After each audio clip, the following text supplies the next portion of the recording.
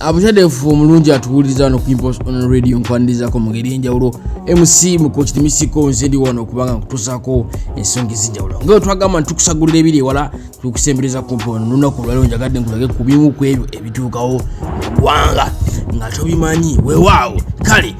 kitwala bwe kigenda mu maaso awo kyekisaawe ky'Entebbe bwe kifaanana mu mbeera eno eyakaweerege ey'enkuba bana ekisaawe ky'Entebbe kitonya Impulse on Radio MC ku Timisiko twatuuseeko kisaawe ky'Entebbe ntulaba eddala ekisaawe nga kitonya yes naye kakati njagala kwebuuza ekintu kimu kino wammanga nti olaba ekimu ku bintu ebiyingiza ssente mu ggwanga kibeera n'obunafu obwenkanidde awo nga kituuka n'okutonya amazzi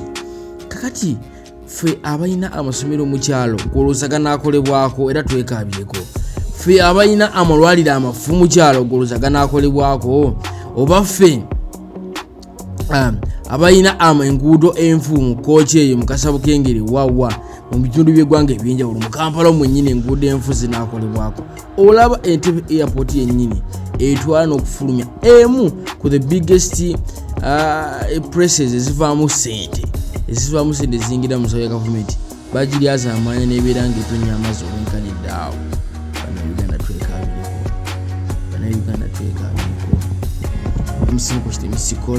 Impulse on Radio kulida bwe yeetaaya.